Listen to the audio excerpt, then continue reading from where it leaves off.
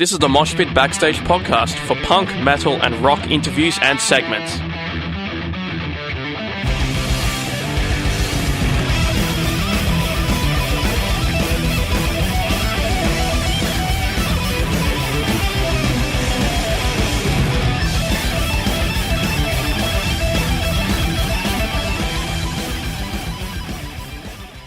Their album Culture Ruins Everything Around Me, coming out on the 11th of July. I have Future Corpse in the studio, Elliot, Jared and Tim. Guys, how are we? We are so Excellent. good. Great. Thank you very much for asking. Yeah. Now, for those who don't know, we had a really cool interview back in 2016 when you released your last album. What have you been up to since we last talked? Apart from obviously making the album. We've played a ton of gigs. We played a whole ton of gigs after that album came out. Yeah. And then we buckled down and wrote another 45 minutes of music. Yeah. Yeah. So that's pretty much been the last couple of years of our lives.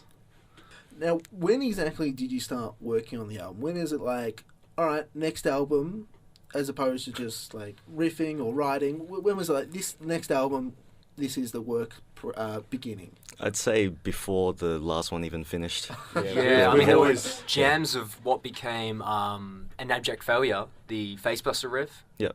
That was, We were just I remember playing that in writing the that garage. in the garage. You know, it was Yeah. just, I came out that riff and it came through, and I kind of remember the songs being started to be put together quite after like that big chunk of gigs we played after Another World to Consume. Yeah. And I feel like the first thing would have been Hypernormal, yeah, Tim.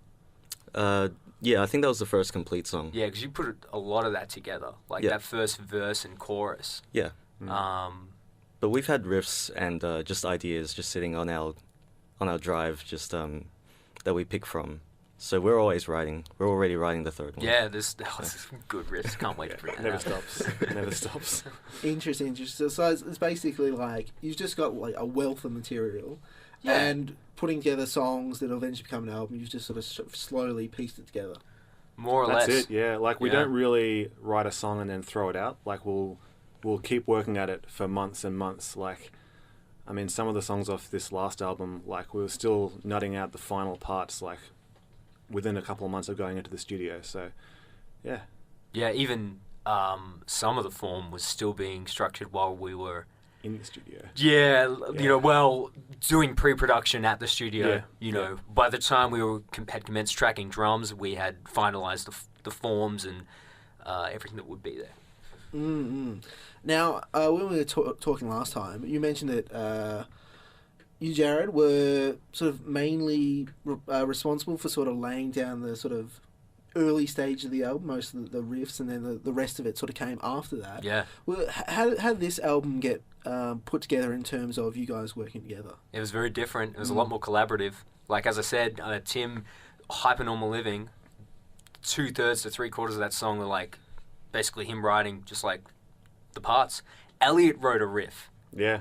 So that Plays was, drums, guys. that was Wrote a riff. That was very fun for a guitarist to try and work out a guitar riff written by a drummer who can't play guitar. It's still the hardest riff to play on the album. Like, I'm still working on that riff to get it really tight. I can do it, it's good, but I'm still like, you know, it's not what I would come up with. But it was definitely like more of a joint effort. The first full-length album was like a lot of Jared. Yeah. A lot of Jared's. Jared like, in his just bedroom. Writing the song from start to finish, whereas this one, Tim writes a whole bunch of riffs, Jared writes a whole bunch of riffs, I put some stuff in there too, and then like we just jam it a lot in the Yeah. room, and then it sort of becomes a song with everyone kind of like molding it and A putting lot their of hands on decisions it. were made in the room. Yeah, You know, yeah. you know, and we're like, oh, let's remember that. We've got to write that down, you know, and we Mm. went and we put it down, and some things, you know, I feel like if it's good enough, you're going to remember it. If you don't remember it, it's probably not that good of an idea, and we didn't have Yeah. problems in really enjoying it. Like, we really were, remembering it, so the end product was enjoyable. Process was enjoyable. Ended up being a much more organic and a lot of like naturally flowing album, I guess. Yeah. It's more accessible now that like more hands have touched it, I guess. Yeah, Not absolutely. to discredit anything from the first album, but like definitely not doing that at all. But like it's more of a group effort, and it's Absolutely. more like it's, you know, I've showed people that aren't really into heavy music at all, and they're bopping along, and it's Yeah. good. It's really good to get a reaction from that sort of stuff. After the last album, and you know, already sort of having these riffs together, do you sort of take anything away from Another World to Consume? Do you take anything away from that either the process or listening back to the end result that you sort of apply to this one? Definitely. Yeah, a lot of lessons in terms of who we would approach to be involved in creation of art or production. You know, we really, we were kind of like naive kids, really, just like finding a producer, and it was good. What we did with Steve was really good, but there were things that were lacking. And on this album, we've created something that I listen to the production and I'm like, that's world class. That's 100% what I want. You know, the instrument sounds how I want it to sound. When I go back and listen to Another World to Consume, even at the time, it was like, okay. You know, I remember during the process, when is it going to sound like an album? And with this album, that was a lot quicker, even during tracking. So, and what else did we learn, I guess? Just in the writing process, yeah, I found that we had a better idea of what we wanted for the end result, and like doing the vocals as well. We took that into account, whereas before it was like, let's just write these riffs and then the vocals will come. But this time around, we really focused on the vocals and where things lie. And well, the first album we had a different vocalist in the lineup, and then we basically figured out, well, he'll take care of the vocals when he turns up, and then he turned up and it wasn't what we imagined at all. No. So this album round we had just the three of us, and we knew exactly what we wanted and where we wanted it to go, and we were thinking about it a lot earlier on in the piece rather than the last album where we pretty much wrote 100% of the lyrics and the vocals in the space of like 2 weeks. Yeah. So as a result, this album's got way more like hooks and like catchy parts and good singing and like stuff we've really thought about where it's going to get placed. More so these two guys to my left and right. But it's much better in that regard. So we learnt a lot. We've constantly been saying the whole time, like, we made a lot of mistakes the first time around, and we kind of like addressed every single one of those every step of the way for this album, and the result is like something we're all very, very proud of. Still learning though. Yeah, absolutely. I never want to sit down and go, yeah, we know how to do it now, because Yeah, that's what's the point of being a band if you know how to do it? Like, Yeah. you want to keep pushing the envelope. Yeah. Additional to sort of more hooks in terms of the vocals, I also sort of noticed a sort of greater span of different vocalists. Yeah. We might talk a little bit about the guest vocals a little bit later, talk about the guests sort of generally. But yeah, what was the thinking behind that? Why'd you sort of branch it out a bit more? Well, we were thinking like prog metal for Fugazi, you know, like me and Tim doing that, like trading off one another, because that's Fugazi rules. And it just, Tim wants to do more singing. Yeah, I just wanted to singing. do more vocals, and it's just because we wanted to vary it up.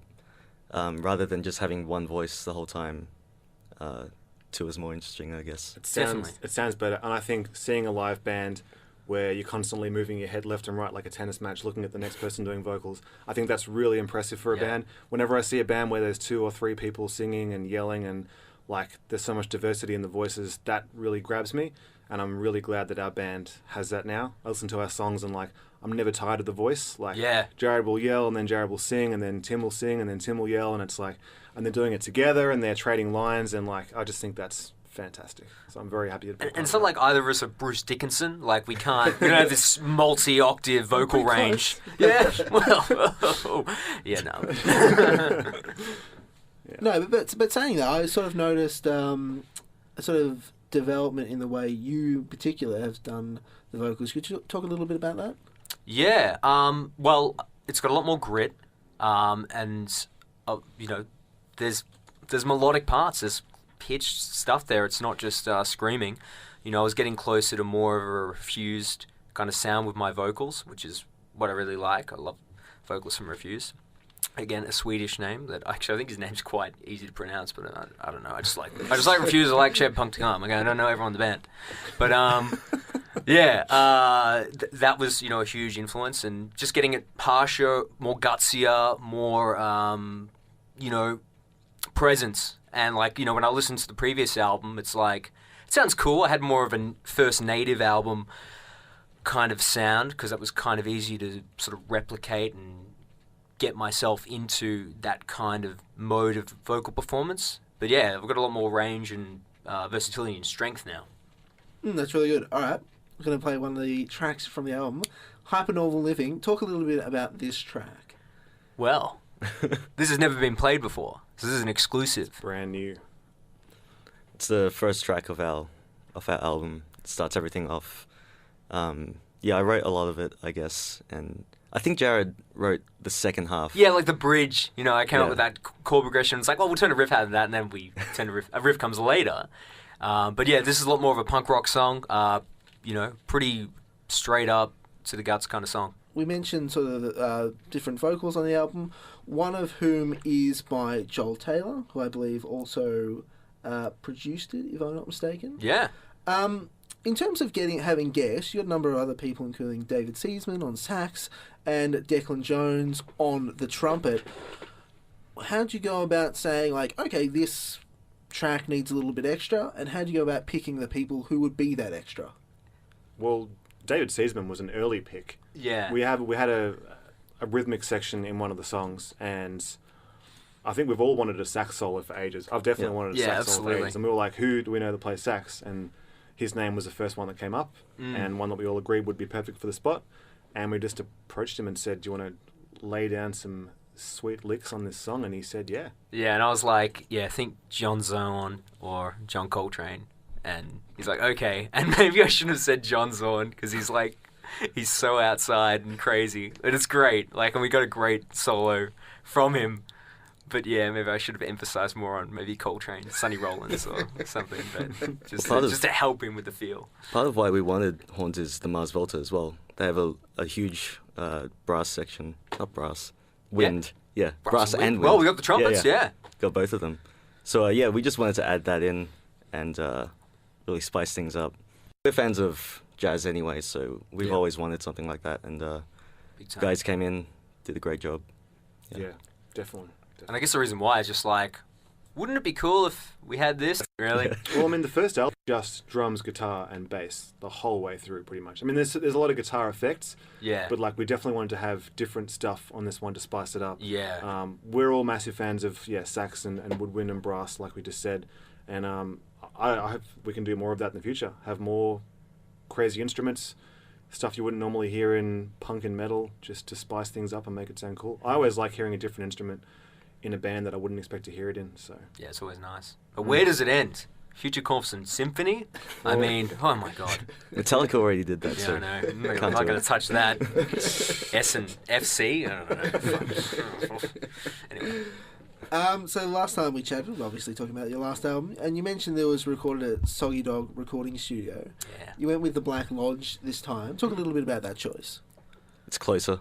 yeah. We're basically driving from like Ascot Vale to bloody Upway, and this was in Brunswick, so we're like, yeah, geographically it's more convenient, so I guess we'll Huge just go there. factor. But he's produced Anchors and Stockades, a couple of bands that we're familiar with, and we like the sound he got from with them, and we wanted something similar for ourselves, and yeah, we're definitely happy with that choice. Yeah, well, we wanted a guy who knows a lot of metal, and he played in a death metal band, and he plays in a lot of punk bands, so it's like, great, well, we want more of a punk rock attitude and energy on this.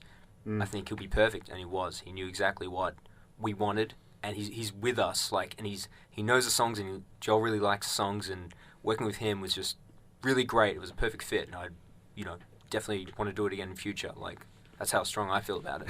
He's a great dude. Yeah, he's a great dude. He's Yeah, a great dude, and like he actually produced us. He didn't just sort of like. I mean, we had a great time with the first album. I really don't want to come across like we're negative about that, but he actually had a lot of input in the album, and like because he plays drums as well, so he had a lot of input with me specifically. Like a couple of the drum fills, he gave me those ideas, and like he was very good to work with as far as producing the drums, like down to where he sat the snare drum in the room and everything, and I think it's the best drum sound I've ever had. Oh, yeah. And like when I hear these songs, it's how I imagined them when we were playing them in our little jam hub in the garage, how they would eventually sound. That's how they sound now. That those acoustic qualities and like it's raw, but it's polished, and it's tight, but it's like got this real live energy to it. And yeah, he's good at doing his job, so that's cool. Did it good. He's got a great ear, Joel, like in general, for pitch, harmony, everything. Like he's a really good hand to have, a really good critical and constructive ear to have. That's interesting though. Like when you get someone, because you guys obviously work very closely on this music. You guys are obviously very close because Yes. you've been together for, God, how many years is it now? 6 years. Well- yeah, but in terms of like, well, Tim's kind of... Well, Tim was writing with you before I joined the band. Yeah, So, I mean... Yeah. I mean, So yeah, you guys have been together for a long time. Yeah, exactly. What is it like having someone who is only just hearing the material that you've been working on for upwards of 2 years? How do you sort of incorporate that kind of that kind of feedback in a good way? Well, it was just good because Joel's really good at it, Mm. and he doesn't, there's no, I think like pretense, or with Joel, he's just like gives you a good opinion, everything I'd want to hear, yeah, there wasn't any challenges, anything like, oh, I'm not sure about that. It was like, yep, and you're right, so let's rethink this. his input was always welcome. Absolutely. Like, he praised the stuff that was good, and if something wasn't quite up to scratch, he'd tell us, and then we'd work it out, and Yeah. And It's like writing for just the three of us. Like, any input is good because we respect each other. So Joel was like just another member because of how knowledgeable he was and professional. We were like ready to welcome him in. So yeah. And like you said, we spent like 2 years working on this music.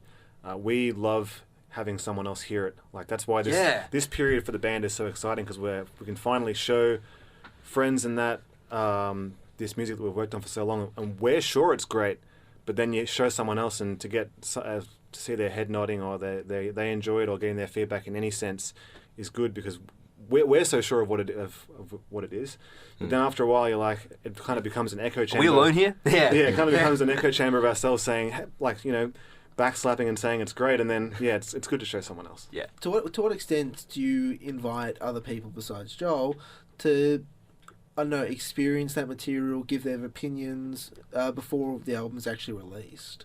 Oh, whoever, it doesn't come up because I don't want to be, hey, listen to my band, everyone, shoving it in everyone's face constantly. It'd be a Especially little bit an incomplete annoying. product. But when it comes up naturally in conversation of like, hey, yeah, I've got a band, I'm just doing it. Hey, want to listen to this thing?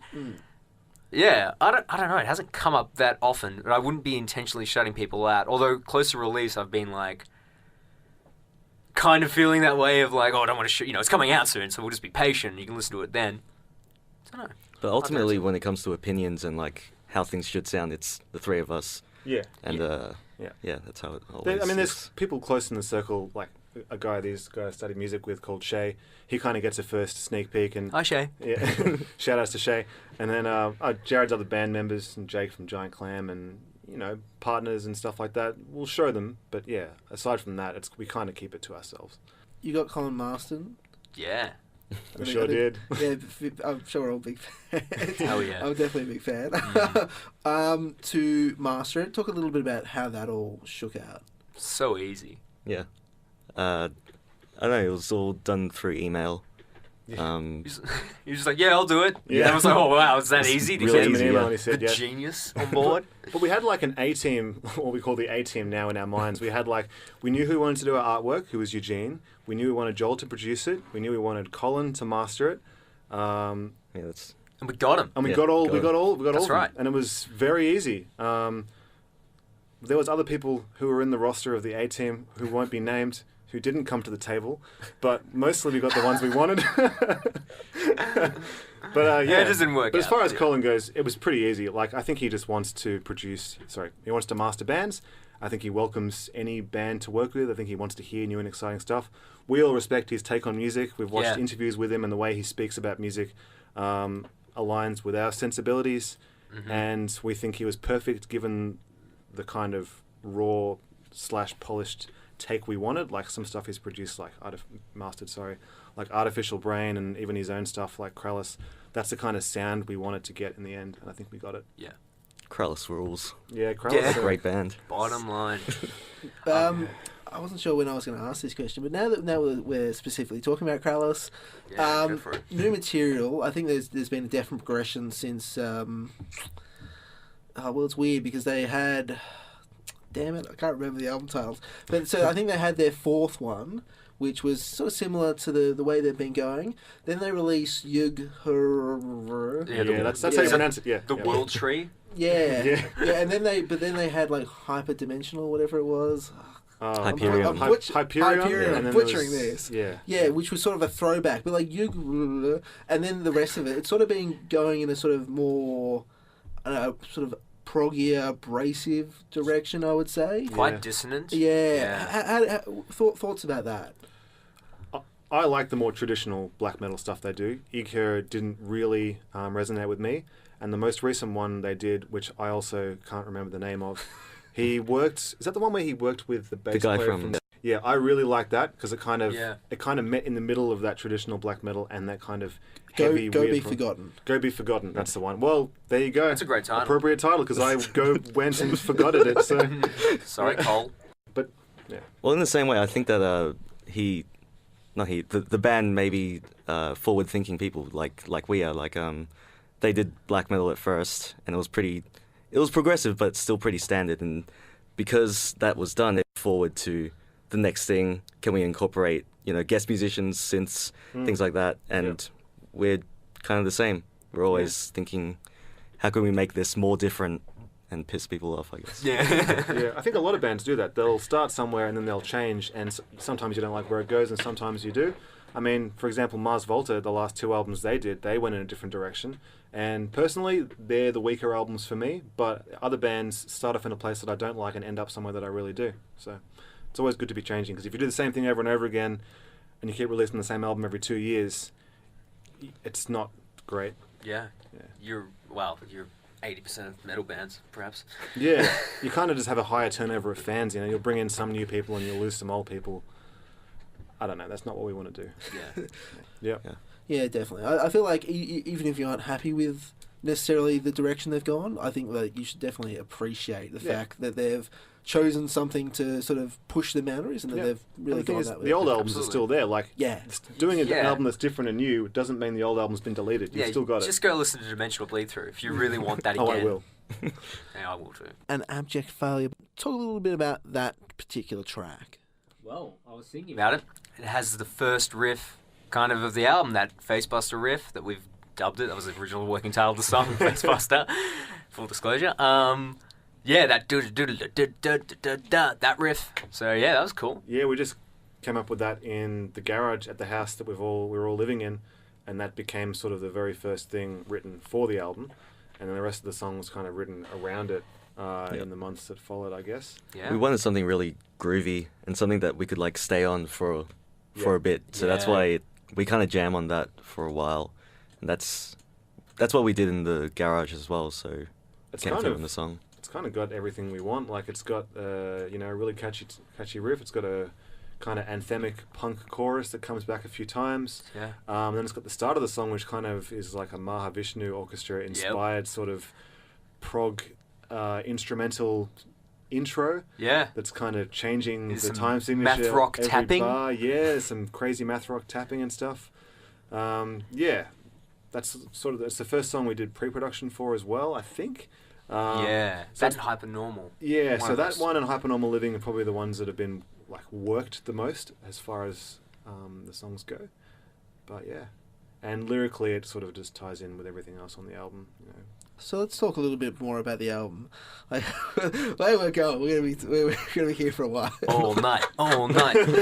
But so interesting thing is there are obviously there's the gaps in between tracks, but some definite bumpers of the album, the start and the end.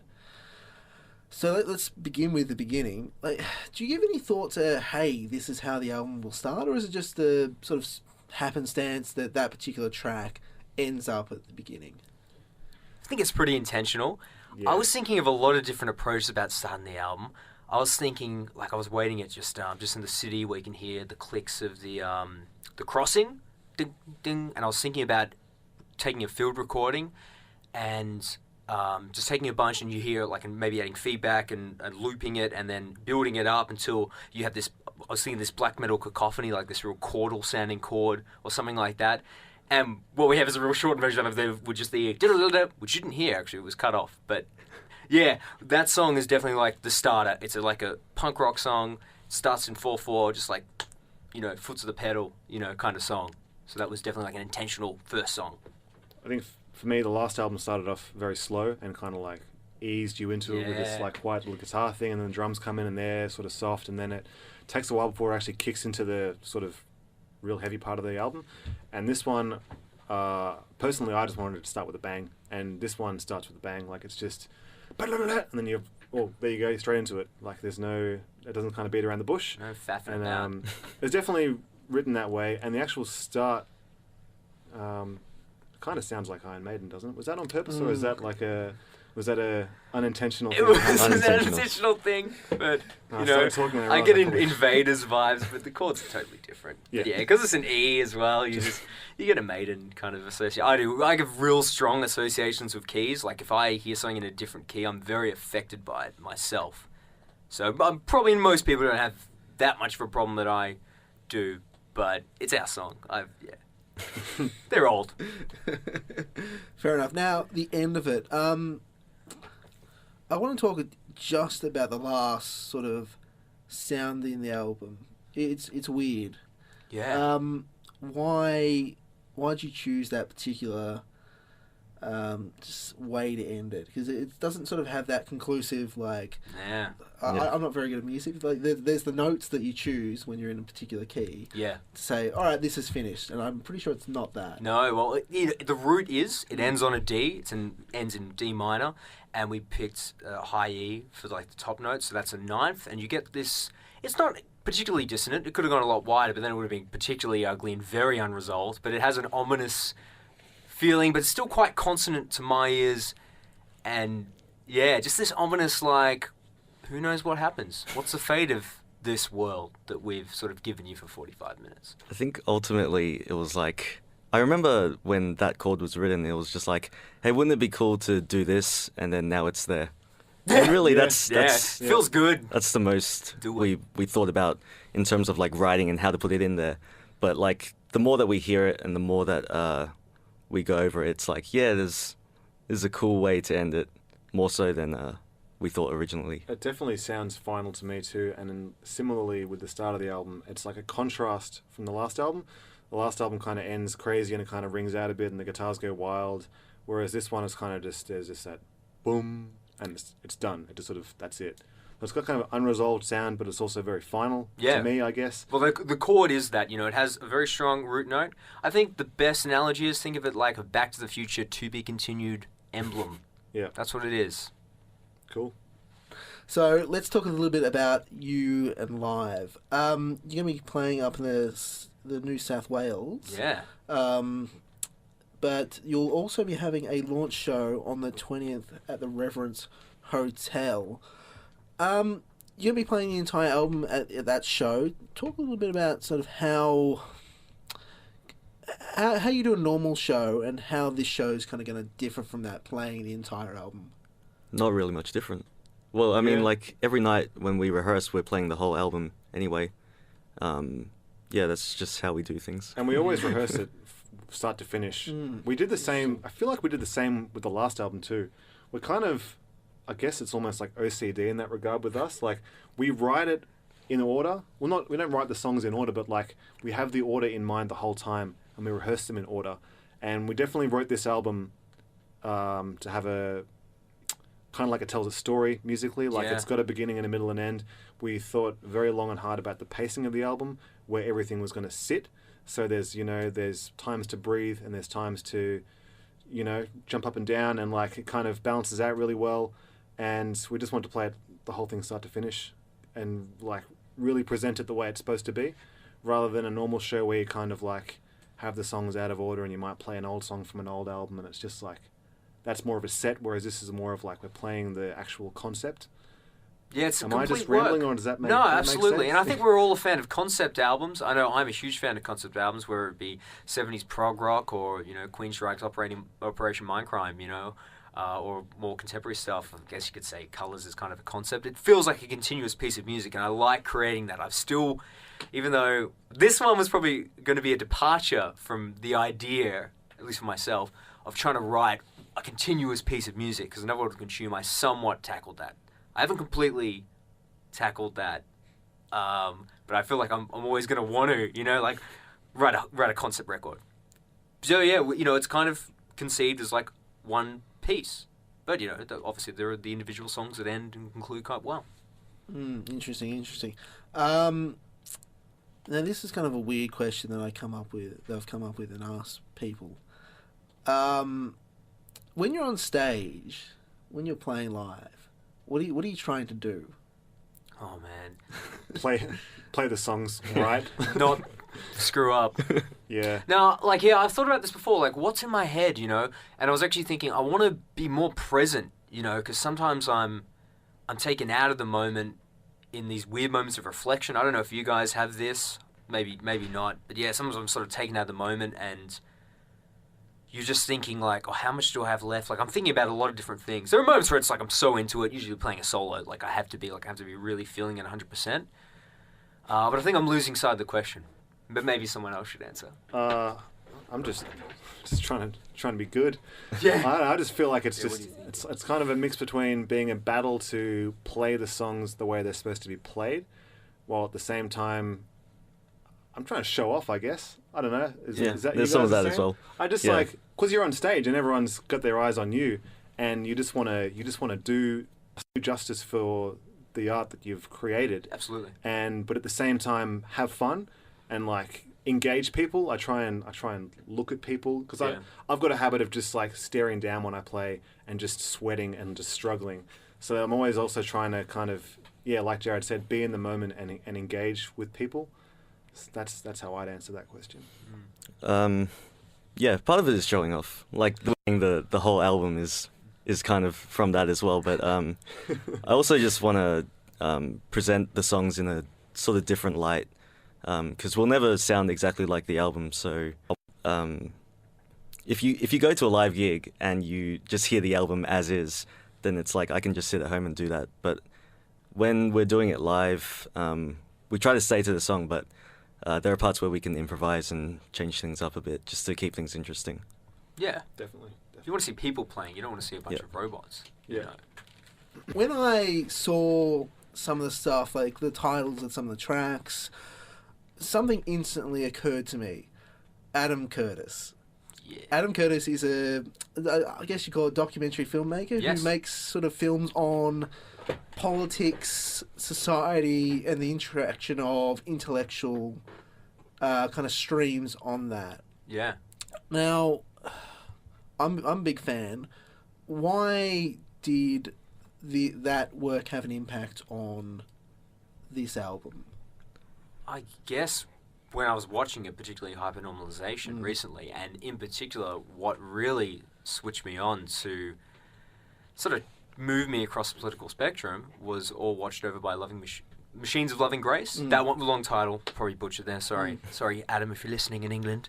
But it just summed up a lot of what I saw was happening in the world and seemed like a really correct analysis. You know, he talks a lot about power, corporate power, and philosophical ideas and how it influences real things that happen in the world and its shaping of geopolitics and politics in certain countries, America, the US, and you can even see the impacts here.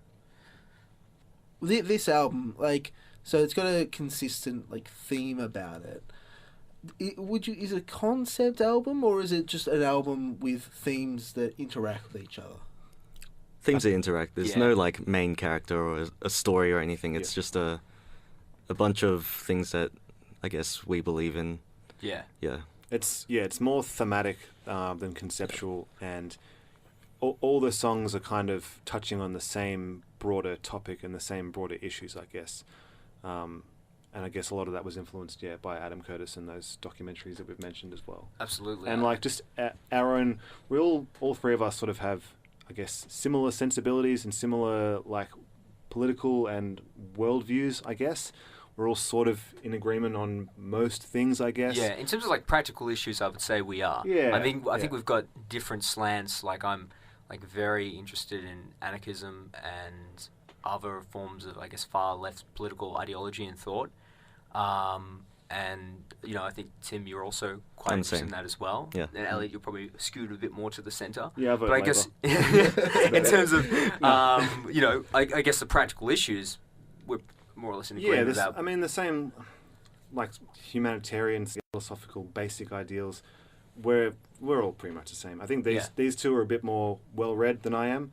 But when it comes down to it, like, we don't really have any arguments about this sort of stuff. Like, no, there's no like awkward things like with your parents who are like liberal voters and talking about gay marriage or whatever. You know, I'm not sitting around saying we need more coal mines and ban gay marriage and stuff like that. We're all on the same page with that sort of stuff. That's it. Yeah. So we've sort of talked about like Adam Curtis, political stuff, but like more specifically, what is the content of Adam Curtis's documentaries? And if there's other sources which inform this, bring that in. What is that, and how does that specifically inform the lyrics of this album? Well, we have a title which more or less mirrors the latest documentary, Hypernormalization, Hypernormal Living. He talked a lot about the influence of social media and limiting worldviews by algorithms that are designed to... and again, I don't know, it's hard to even think, because I haven't even watched the documentary in a while, where his ideas end and where our, like, concepts of the album, like how much we've actually, have I just taken my own thoughts and applied some of that stuff in the documentary and just... I also had influence from this German writer called Byung-Chul Hun, who is also Korean. I read this book, Psychopolitics, and he talks a lot about, like, technology and the way that it skewers our perceptions, and the way that neoliberalism is, how it affects the way that we behave and the way that we think, and that it's ultimately kind of a corrupting force. And that worked its way into our album, and I feel like it's connected to the Adam Curtis thing as well. He talks about that as well, about like reality being distorted through technology and through political games and lies and things. I think we saw that with Cambridge Analytica, the group that was involved in influencing Brexit, and was it Brexit? The Trump election. No, the Trump election. Yeah, right. There's a real world impact of these ideas manifesting and what happened in recent news. Well, that's like the fourth track on the album, Trapped in the Echo Chamber, is pretty much all about that. Absolutely. All about just like being fed back your own ideas and just sort of willingly just subscribing to and only listening to stuff that's already inside your sphere and your bubble, and not being introduced new ideas that may challenge that. Exactly. People don't want to do it. The tendency is like, block them. You're a hater. People don't really want to deal with dissent. Yeah. It's interesting. To what extent does culture inform that? It's sort of referring back to the fact the album title, Culture Ruins Everything Around Me. I've thought a lot about this. I'm like, it could be so badly misinterpreted, like we're against multiculturalism or we're against certain cultures. I think the culture that we're against is this sort of consumer capitalist business culture. These businesses that are trying to, they'll incorporate memes in their advertising and they'll try to act really relatable, but really the ultimate goal behind all of these actions is just profit for their company. Yeah, it's partly that, and for me it's mostly the psychological aspect of what culture is, because it dictates everything that we believe in and everything that we say, how we feel, how we behave. So for me, culture is kind of co-opted by these businesses and institutions that are forms of power, and because they've affected culture so much, we're like operating on this system that isn't truly like what we believe in. It's something that someone else has designed, and now we're just following blindly. Yeah, well, it's imposed upon us, and we're it gives the illusion of freedom, but in fact you're more trapped. The amount of people I hear that are just in debt, and David Graeber's book Debt, I think, shaped a lot of my... I read it around the time, before writing the lyrics, so that would have seeped in there. Couldn't say which aspects of it. Don't remember much of the book, if I'm honest, but I remember reading it, and I felt like it had a profound impact. It's interesting, because I think the fundamental issue that kind of all these things relate to is that we have massive corporations, and that's an issue in itself. But the problem is that these massive corporations control the platforms on which our culture is basically hosted. So Facebook, Twitter, YouTube, Instagram, they're not sort of these neutral platforms. So they have big stakes. They're maintained and organised by the algorithms which corporations specifically use. Absolutely. And the extent to which they have the ability to manipulate us is kind of vague because like it seems that often they're blundering and they can't figure out how to do things. Yeah. But the fact is that these algorithms definitely have a real ability to point people in different ways. Yeah, they can control what you see and hear, basically. If they don't want you to see something, they've got it in their power to not let you see that. Yeah. Really, yeah. Yeah. Through the advertising and through algorithms. Really, and maybe the highest bidder, really. Yeah. It's their playground. And I think to remember, they're also a corporation. They're also, profit is the end goal for all of these organizations. They don't have your best interests at heart. Absolutely. As much even as if they they pretend to. Yeah, even if they pretend to, even if they seem like they're compassionate, it's only because there's a profit in being compassionate. Like there's all these, very well there's all these organizations that are like, we're pro LGBT, we acknowledge, you know, Aboriginal land and things like that. But it's like, do you really believe that, or are you adopting these policies just because it looks good, and then people will be like, hey, these guys are compassionate, I'm going to go with them. And that's the real virtue signaling. It's not some leftist on Twitter going like, you know, I profess to believe these things. You know, it's these corporations who are just doing it for a real ulterior motive, which is profit at your expense, you know. There's this sort of divided among, you know, the ostensibly left political wing. I follow a lot of this stuff in the United States, so that's sort of where my sort of perspective tends to lean. Yeah. But it's interesting because you have people who say, I think this is quite rightly, that there's nothing wrong with identity informing some of your politics. But when you make that such a vast sum of your politics, you miss the fundamental aspects of corporate power, which... if you don't think about things like class, then you just get obliterated because you get to people and say, like, we take your identity into account.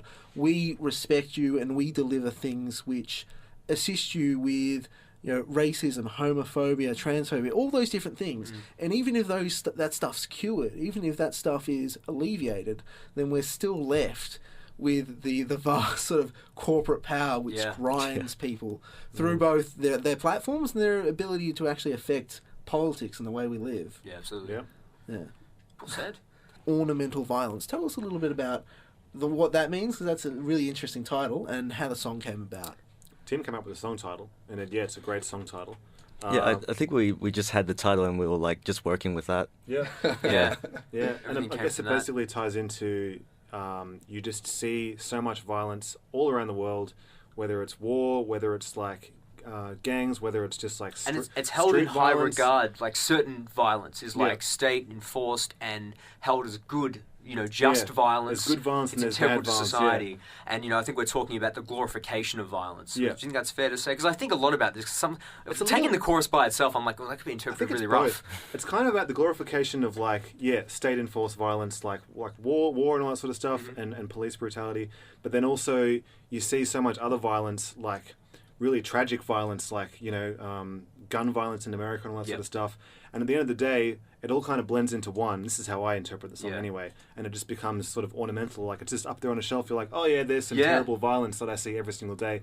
And you kind of become desensitized to it. That's how I interpret the lyrics for this song. Yeah, I think it's awesome. So we chatted last time about the fact that, you know, there are ups and downs of being an independent band. Yeah. How are you guys feeling about it ongoing? Have you ever had any thoughts of like, oh, we want to find a label? Yeah, we'd like to be dependent on a label. There's a lot of stuff that I'd rather not be doing.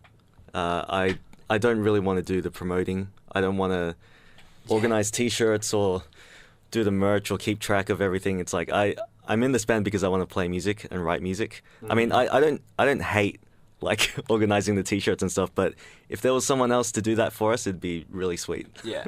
Yeah, especially as a three-piece, there's division of labor, but there's still a lot of labor. There's still a lot of messaging bands, a lot of contacting people in the media, organizing merchandise, like we said, and it's a good payoff at the end when you have the stuff in your hands and you have the music out there. But like, sometimes you just want to play music, and you don't want to do all this legwork, and sometimes getting told no over and over by people is kind of defeating. Like, we've been trying to organize this show, our album launch, and we've got a great lineup now. We're going to love playing with all these bands. But what you don't see when you see a 4-band lineup is 30 to 40 messages of people saying, oh, nah, sorry, tied up that night, and it's fine. Like, Yeah. we understand not everyone can commit to everything. And some no's are better than others. Yeah, some no's are better than others. Really nice Yeah, no's. Exactly. And there are others which you can tell are I just don't want like... to paint everyone with the same brush, but yeah, when you get told no over and over again by bands, by people in the media, it's a bit defeating. That's probably one of the downsides. Yeah, because being independent we bands. love what we do. So, it's a cognitive dissonance that you have of like, oh, maybe it's not that good. But we love it. But how could it be bad? Yeah, there's definitely a tendency to take negative responses as personal. You try to separate it, but yeah, at the end of the day, you pour hours of your life into making this music, and then to have someone say, "Nah, not interested," is kind of kick in the teeth sometimes. Sometimes the reasoning they give you for saying no, you can't get your head around why they've chosen that reasoning. Yeah. Again, people Also, won't be named. Some people, it's not that bright. Also, these guys have full-time jobs. I'm studying full-time and working as Yeah. well. So it's like we don't have the time to... If we did this full-time, then I would love it. I wouldn't care about having to organize merchandise or asking bands and stuff. Yeah. It'd be... It'd be a joy. Yeah, Much I'd more love joy it, but... from the 40 hours of responding Yeah. to customers' inquiries. But right now, it's like we've got other things to do as well to keep ourselves afloat. So, yeah. There's definitely ups and downs. I mean, we'd love to have a label or someone to help us, organize live shows and merch. But at the same time, we have a lot of freedom. We can do whatever the heck we want. That's right. Except for swear, because swearing is bad. Yeah. We can do whatever we want We're good musically, boys. and we You can can swear. play wherever we want. And we can. You can swear. I've already sworn a couple Yeah. times. That's good. I took 'cause note of that. Take fucking liberties. love it. But so yeah, we got freedom, which is good. But freedom isn't free. So sometimes you got to put in the hard yards. How did you guys get into heavy music? Oh, that's a really good question. Yeah. I came across it probably sort of like new metal because it was so big in the early 2000s, just when I left primary school, getting into high school, developing your own identity. But I guess like really getting into metal, I came across a forum post on Sputnik Music. There was like MX Tabs, I think. And it was just like a metal thread, and I came across Children of Bodom, Blind Guardian, and Iced Earth in like 2002 or 3, and that just blew my mind. Like, yeah, then I was into metal. I have 2 older brothers and a dad who are very into metal. We used to listen to Screaming Symphony and The Red Stink of Metal on PBS when I was like 9 years old. Yeah. My dad would tape stuff off the radio, and we'd look into bands. And I think the first stuff that I really got into on a personal level was like melodic death metal, Children of Bodom, melodic black metal, Dimmu Borgir and stuff like that, and then just ran with it from there. Obviously I had being a teenager, you've listened to a lot of new metal as well. I think I was always drawn to heavy stuff, even when I was like a kid, like 5-6 years old, listening to like Green Day and like punk stuff, kind of hard hitting stuff. Yeah. Never really listened to a lot of pop, so it was always kind of heavy stuff for me. But now, funnily enough, I don't listen to a whole lot of metal, and I listen to more sort of, I guess, commercially sounding stuff these days. So it flips around. Yeah, I think it's just growing up with the internet for me. And just hearing I don't know, I think I started with Linkin Park. That was probably my first... Yeah, me and Elliot still listen to Linkin Park these days. Listen to them today, actually. I'm it's not great. relenting on my position on Linkin Park. But yeah, from there it I was did like like Rage Against the Machine and System of a Down, which Yeah. we all love. Yeah. But with the internet, So for me, it was like I just wanted to find more and more. And you can find more and more. Yeah. It's very easy. Yeah. Just more and more obscure stuff that you can Yeah. really delve into. And just being music lovers, I think Yeah, we want everything. I've got to get a new band or a new album every week, otherwise I get bored. Like, I've just got to find new stuff all the time. Yeah. And it's not just metal or heavy music. I think I'm very eclectic in what music I listen to. And I think that's just the same part of metal. In how I got into metal, it's just wanting to find more rare stuff. Yeah, Tim's so eclectic. He likes harsh noise. He doesn't Yeah. fuck Yeah. around. Okay? Tim likes his eclectic mixes. It proves how cool I am because of how little people listen to the music that I listen It's to. fooled me. Yeah. Want me over? I think I was talking to a band called Diploid. Ah, yeah. Sick band. Diploid. Yeah, great band. Shouts out. And because they incorporate a little bit of noise stuff into their music, and I say like noise is a big hill to cross. It's a hard one. Yeah. But once you've listened to everything else, it's like, well, what's the difference May as between well this? Listen to this Yeah. scratching of fingers on chalkboard.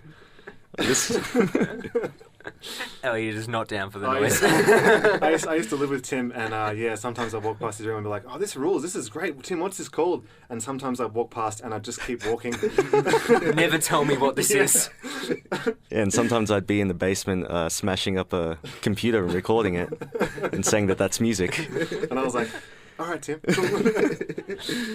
How did you all get into playing your respective instruments? Yeah, I started playing bass guitar. I always wanted to play drums when I was young. My cousin played drums, and I really looked up to him. And I remember like trying to write out "Sleep Now" in the 5 by Rage Against the Machine, like what the drums might be. Like I kind of found drum tabs, and I was like, "Oh yeah, that's probably a splash cymbal." And apparently, no idea what I was doing. But then I just picked up guitar like after I broke up with a girlfriend in high school, and got the flu. So then I just started playing obsessively, looking up like Steve Vai, Van Malmsteen, just shredders, trying to like, how do I get real good, real fast at guitar? When I was like 15. I had an older brother who got a drum kit for Christmas, and he was more into guitar, so I moved the drum kit into my room, and that became my thing.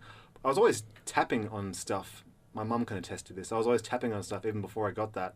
And then turned 18 and bought my own kit, started taking it seriously, joined a band as soon as I could, and I've never looked back. I couldn't imagine not having drums. There was an old guitar at my house, and I was just playing it, and yeah, that's about it. It just really connected with me, so I just kept doing it, and I don't know, I'm not sure. I just really got into music and really enjoyed listening. Yeah, I found that there was sort of almost a natural talent, which,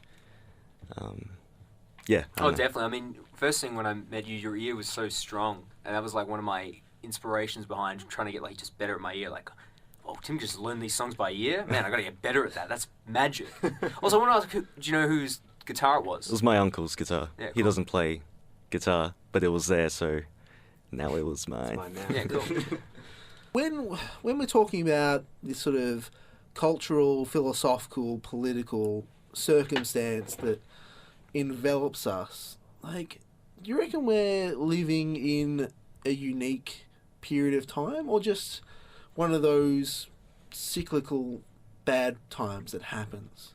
Yeah. I think it's definitely... Well, it's unique in regards to the platforms we have and the level of engagement we can have with people near us and far away from us. I think, before 20 years ago, you were much more closed off before, obviously, the internet and social media came along. So I think it's definitely unique in that regard. But I think the same tropes, political and corporate-wise, probably still exist and probably still are cyclical. The employer-employee relationship is never really going to change. So yes and no. One thing you mentioned, Elliot, I thought, that's true. But, if you think about back then, now we've got all this freedom available to us. And the point is slowly slipping as I'm trying to get it out of my mouth. Quick. It's right there. Even though we were more geographically isolated, you were probably more connected with your community. Yeah. Whereas now we've got this appearance of all this entire freedom. But people are probably more alienated than ever before. Yeah. And you feel more alone. Particularly social media doesn't help that, because you see your friends having a great time, and you look at your own life, and of course you're seeing the greatest hits of their life on Facebook. It's that Guns N' Roses greatest hits. It's not the Spaghetti Incident or whatever that shitty album they did after Use Your Illusion. That's actual life. It's the Spaghetti Incident. But you think it's the greatest hits of Guns N' Roses. Oh, that's a quote. That's real life. Yeah. The Spaghetti Incident. What's kind of fascinating about it is one of the issues throughout history is that the worker class, the lower classes, has wanted to organise against the upper classes. And now we have the tools to do that, but we seem to have lost the thread. We've lost the fact that, hey, these tools, they enable us to be connected. Everyone in Victoria who was of a certain, mindset about the way to reorganise society could theoretically be organised on various different platforms. I mean, they could create their own platform because the internet facilitates these kind of platforms being created with a little bit of legwork. But like, we now, even though we've got that sort of technology, we find ourselves in a situation where people aren't of that mindset. Yeah. Well, the technology and the tools are controlled, I guess you could say, by the ruling class. You know, I guess let's use some Marxist terminology. The bourgeois, the proletariat. That's the opposite one. The capitalists who they control the technology and the tools. So, I mean, that element of control gives people a disadvantage, and it's actually, I think, and it's a point that people on the right would like to point out, look at this communist, using an Apple phone made by capitalism. You're a hypocrite. You should be an anarcho-primitivist living in a commune somewhere, if you want to really stay true to your ideals. So I guess the point I'm trying to make is that the tools are sort of not controlled by the working class. So it's kind of, I guess the game's kind of rigged against that type of, mass organization of oppressed people against the power structure that oppresses them. It's kind of hard for that to happen on those mediums, I would say, but I don't know how true that is. I'm just a musician. You definitely have the tools. You have the tools, but they've been blunted to an extent by the people who created them. I guess is that sort of kind of what you're saying? Yeah, more or less. Yeah. So, and like you touched on before about being alienated. So yeah, everyone is now connected, and we can all, if we really wanted to, band together and start an uprising, but. But at the same time, do you really feel comfortable starting a revolution? No, because you're comfortable in your own home. Exactly. You can just, I'm supporting it. I press like. So, you're not out in the street. And that's, I guess that ties into our album a little bit too. Culture ruins everything around you, including your motivation and ability to really do things in your own best interest sometimes. To what extent do people around you kind of... I know. Are you aware of their kind of opinions on these kind of topics? And if you are, to what extent do they have sort of similar kind of feelings about this sort of stuff? I think a lot of my friends have similar feelings. From what I can tell, people that I would come across, people at work. You're thrown together with a bunch of varying people from different backgrounds and. There's kind of like a just toe the line. Like when I bring up anything remotely subversive with this kind of left-wing kind of political perspective, I can sense a resistance to listen to those words or like write me off as like, oh, that's a bit crazy. I've got kind of like a 1950s approach, don't discuss politics and religion at the dinner table sort of thing. Partly because... I like discussing this stuff with these guys and with people that are like close and that I can relate to, but the broader population and the broader people that I engage with day to day, I'm not really interested in their political and social views. They're probably not interested in mine. I don't really want to have a clash and have a bad time, so I kind of keep it to myself, I guess. And additionally with that, I don't think I'm well enough read and well enough equipped to really discuss this stuff if it gets difficult, if you know what I'm saying. Yeah, well, It's a difficult thing to discuss. Yeah, it's going to get difficult. I've got my opinions and my ideals and my values, I guess. But I feel sometimes like if somebody really was to question me, I might not really have a leg to stand on at some point. Yeah. And that's what I'm afraid of, I guess. Yeah. That's kind of interesting because it kind of goes back to this idea that the sort of... I don't want to refer to it's sort of derisive, but the classes who are not in control are at a disadvantage because they lack power and they lack the processes which are to a large extent controlled by the powerful. Yeah. But then also they to a larger extent lack the education, or specifically the higher education which is necessary to really deeply understand these incredibly important and difficult topics about fundamentally restructuring the way society works. Absolutely. Yeah. But at the same time, it's like those people are keeping that knowledge away from people who can't access, higher education. It shouldn't be that way. You shouldn't have to have money to go into school and learn about these things. You should be able to know. Yeah. Just by have access to the knowledge to enrich yourself. Yeah. But the enrichment of, there's a pie, and the people that have the largest amount of pie want to keep gobbling their pie, and they want to keep it They want to keep people just sustained enough to keep producing for the system that they profit from so wonderfully. It's interesting because... And education, I think, is one means to stop that. But it's very true because you then have the commercialisation of education, which, you know, obviously Australia in a certain sense has a good model where, you know, people can go get an education and pay for it later. That's, you know, to a certain extent a good system. But fundamentally, education is often viewed through the prism of this is a means to financially stabilise yourself. Yeah, to be a productive member of society or the workforce. Well, productive for yourself, but not productive in a broader sense, where you can either enrich society through your cultural learnings or your sort of broader philosophical, political learnings. Yeah. You're restricted to the field where you're going to earn money, which may not assist you in sort of attempting to develop a more just society. Yeah, or like even a personal, you know, in a very materialistic sense, I'll say this, spiritual fulfillment, you know. Like I don't know who's like, I've always wanted to be an accountant. Since coming out of the womb, you know, I just love crunching those numbers. No, I know. You know, maybe like a more like serious mathematician and engaged in physics where it's like, you know, serious thoughts engaged, but just like, you know, I can't imagine anyone's too passionate about doing that from a young age. No offense to any accountants. I think there'd be a certain... especially the one who's going to do my tax return or whatever. there'd be a certain percentage of people that do go and try to study politics, political science, all that sort of stuff.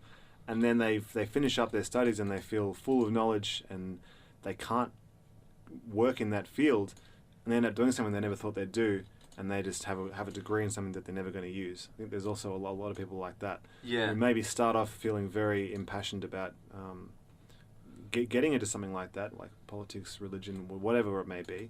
And then they get out of it and they just, you know, there's not enough jobs in that field. So, a question about music you guys have been listening to is over the last 2 years, since we last chatted, has there been any music that you've heard that sort of stuck with you of particular note? I want to say The Arms. Yeah. Their album this year was very impressive and, you know, an interesting blend of chaotic hardcore punk and electronica, I guess. Yeah, another band that changed their style to spice things up, I guess. Yeah. They're a band that they set out to record every album that they do with a different drummer. So Really? This one, yeah, I can't remember the guy's name, but he's awesome. He plays in Sumac, the drummer. He's great. You guys aren't going to start doing that method, are you? Yeah, I was going to say, would you? It's going to be your last one. I think all three of us just like burn through music a lot. I guess stuff that stood out over the last couple of years for me would be like Caravels, which is kind of like a post-hardcore band that Tim showed me. Ed Hertschuli, which is kind of like a hardcore band that our friend who plays in a band called Good Grief showed us. And there was another one I just had on the tip of my tongue that I can't remember. But I think in a broader sense, I've kind of moved more away from extreme metal and hip-hop, more into like post-hardcore, scramsy stuff, and even like recently some more sort of like commercially stuff that I wouldn't have thought I'd ever get into. So, yeah. I've been listening to a lot of Middle Eastern music. Yeah. Oh, yeah. What's that project? It's called Lekfa. It's like 3 Egyptian musicians that are doing like, it's kind of like Egyptian pop, but with a sort of experimental twist. And there's also Nada El Shazli, who does like experimental electronic music mixed with some traditional stuff as well. And there's a compilation called Chubi Chubi, which everyone should listen to. That's great. It's a bunch of like Iraqi wedding songs. It's great. Yeah, a lot of cool rhythms, and it's like tabla throughout the whole thing, really distorted tabla. Yeah. Yeah. I think there's a particular instrument in Iraq that's, similar. Yeah, not but a it's tabla. It's like some sort of drum. Yeah. But it sounds awesome. Yeah. That's really cool. What are you guys going to be doing when the album comes out on the day, the 11th? I'm going to be working. I'll be at work too, and then so I think the plan is we'll just push a button that makes it so you can get it, and then we'll just watch the dollars roll through the door, ching ching. Yeah. And then Because we're just a bunch of capitalists. We just That's right. we're talking about all this left wing stuff, but We're you virtue know. signaling leftists. and then I think we're going to rehearse that night and just kind of You'd say how awesome we all are, and then that'll be it. Yeah. Yeah. Yeah, we're rehearsing. Yeah. That's what we're doing. We'll have it'd be a good kind of little party, you know, make sure we're really tight for the New South Wales gigs we're coming up. Going on a tour there with Giant Clam, another band I'm in, which is instrumental math rock. So that's good. I'm going to be playing 2 sets. It's going to be really burnt out. It's going to be like no rest at all. It's going to be fun. Yeah. And then we have a Melbourne album launch booked at the Reverence Hotel Band Room on Friday the 20th of July. We're playing with, as Jared just mentioned, his other band, Giant Clam. And we're also playing with Grudge, which is like a death metal band that we're friends with. Been playing a few shows with them. Furious grindcore. Furious Hi, grindcore. Frank. That's high intensity, Fellow brother of coffee fueled. And also a band called Good Grief, which is kind of a new band, kind of like a post doomy, post metal sort of stuff. Shoegaze elements. Yeah. Man, you really like it. Yeah, I feel like that sounds very familiar. Let me you're check. going to just have to come to the gig. There's nothing online. I do Yeah. want to come to that gig. I've sort of gone You're away welcome. from going to gigs recently for some reason, but I definitely want to come to that. You should It's go. awesome. You should You're go welcome. to this gig, towards it. What? You should go towards this gig. You were saying you've been going away from moving away. Oh. From the gig. Sorry, it's late. It's like an hour past our curfew. Sorry, the humour's not really landing anymore. No, that's fine. One last question, and then I'll throw it open to you guys if you have anything left to say. If you couldn't do Future Corps, if the government says, damn it, Future Corps, you're too strong with your leftist message, we must ban you, what would you guys be doing in its place? We'd actually start a revolution and overthrow the government. That's right. We'd get guns and no, I'd probably just deny it and just be like, leftists, what are you talking about? Like we're like you. We do what the right wing people do to like leftists, and we like create their cultural ideas and misinterpret everything, and then win over those people that are not really as informed about it. Make do. I'll keep going and let them kill me. Yeah, that's right. I guess I'd probably just play in Bellacore and just do European tours, which would be terrible. Oh. Fucking good for you. Jared, seriously, what would you be doing if, for some reason, you couldn't do Future Corps? I'd probably just do the thing I thought about when I get old, just playing like a jazz trio, just trying to play over, I don't know, some just giant steps and lots of different keys, and try and get good at it and piss people off playing that at cafes. Elliot? My answer was probably serious. Yeah? I'd probably just play in the other. I play in a couple of bands. If Future Corps, if this hypothetical situation actually occurred and our band got banned, it'd be crap. But probably just play in the other band, I guess. Yeah. So you can live without us. Is that what you're saying? Hey, I'm correctly. hypothetical situation. If I had a gun to my head and said you couldn't play in this band anymore, otherwise I'll shoot you. You in were the- going to be in my jazz band. I would teach you how to play really well I didn't- under giant steps. I didn't realise the door was open for me. Okay, I'll quit Bellacore then, and I just play in your jazz band. That's right. Better answer. Tim? I was pretty serious as well. Yeah? Yeah. What if, for some reason, a different reason... If I had to, then I would start Future Corps too. Same lineup. Oh, you know what you could do? Yeah. The future, the FU, it could be like F2 Yeah. Corps. Yeah, Oh. we've got it started already. So Yeah. Or just make it, they had a problem with our leftist message. We're a right-wing band, it's future Nazis. How about that? Oh. This man does not speak for us. Clearly I've shown my true colours. All jokes. I think we will wrap it up there after 2 hours, 2 wonderful hours. Yeah, it's been great. Guys, thank you so much for coming on my second last show. I look forward to hopefully talking to you guys in future on a theoretical podcast, which Yeah, will that'd be hopefully awesome. stay up. Yeah, we'll see you then. It's been an honour, man. Thanks for having us. Yeah. Before we go, do you have anything left you want to say? I think Culture Wins Everything Around Me. It's out July 11th. Go to futurecorps.bandcamp.com. Go to our Facebook. Give us a like. Share the album around. Spread it around. We're really proud of it. We really hope everyone's going to enjoy it. I think it's our best work. And I hope everyone has a great time listening to it. And come down to the Reverence on the 20th of July and listen to it played in full there. Maybe definitely for the first time. Who knows? We'll do it again. It's a big ask, but yeah, We'll do it again. We'll do it again. Yeah, but yeah, 20th of July, the launch gig. Come down to that. See you there. Yeah, so culture ruins everything around me. The acronym is CREAM. Was that intentional? Oh, Yeah. it's Yeah. a reference It's a reference to to Wu-Tang. yeah. Okay. Cash rules everything around me. Yeah. Yeah, we're just ripping off everything. Fair enough. Yeah, that was. Iron Maiden. See where my head's at. I had no idea. But anyway, guys, thank you so much for coming in the studio. Thank you. Album's out on the 11th.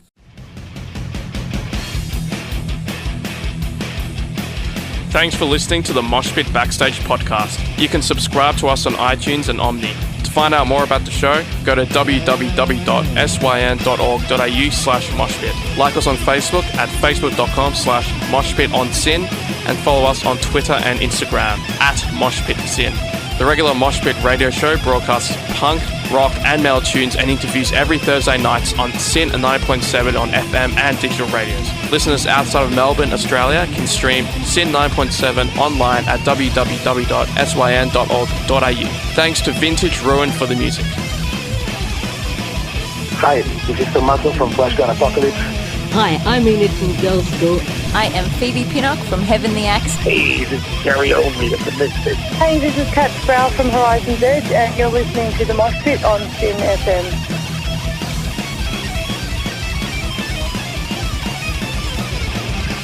Hi, this is Einar from Leopard. Hi, I'm Virginia Lilly from the band Lily. This is Raul from 1349. Hey, what's up, everybody? This is Ali from Zebrahead. Hey, everybody, this is Charlie Benante with Anthrax, and you are listening to the Moshpit on Syn.